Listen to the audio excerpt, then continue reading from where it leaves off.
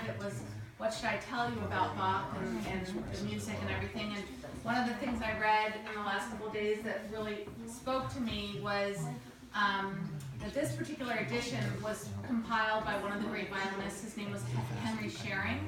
And he, you know, in compiling these groups of music, he basically puts in his suggested bowings and fingerings. So when I'm going to change my bow, when I'm going to slur notes together, certain suggestions of fingerings, because on the instruments when you play, you know, certain fingerings are going to give you more of an open color, and certain fingerings are going to give you a little bit of a darker color. Some of them kind of keep you in one shade, and others kind of transform.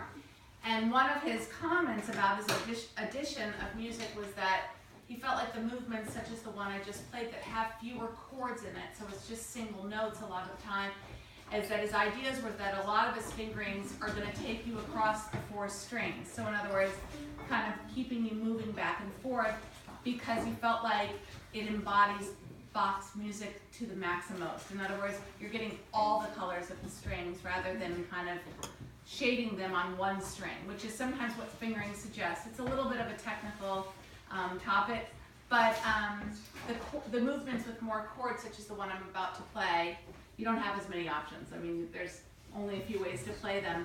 And I should also comment that in studying this music, I've used several different Bach editions. This is not the one I originally used, and it's not even the one that I tell my students to get originally. When I say, oh, let's work on some solo Bach, I don't necessarily say, go get this edition. I think certain editions work for when you're approaching it as a beginner and you're looking at it like in a new frame of mind, like this is my first introduction to it.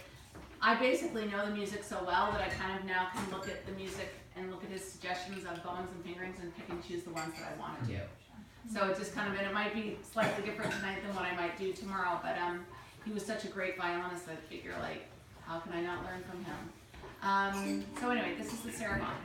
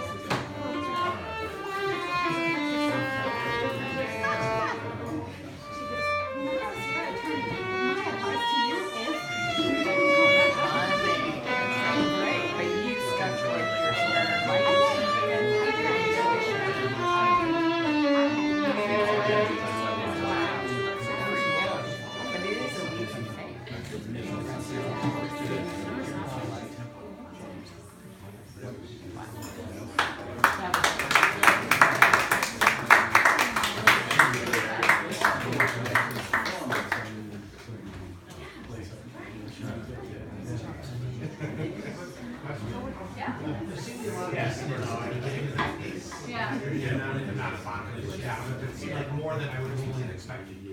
Yeah, I mean, I think in his music, I mean, I actually love the chords that feel unsettled because then he always resolves himself. Yeah. So it's like pulling, it's like the tension pulling, and then you know, and then yeah, he comes to his resolution. I mean, there's all very technical musical theory explanations behind all of the music, and people who are of that sort are just unbelievable genius-minded people. I mean, the way they can analyze and explain the music is much more than I can even do. I can interpret it with the way I feel and, of course, do simple analysis. But yeah, that's what composers do. I mean, if everything sounded very pleasing, then it wouldn't grip you the same way.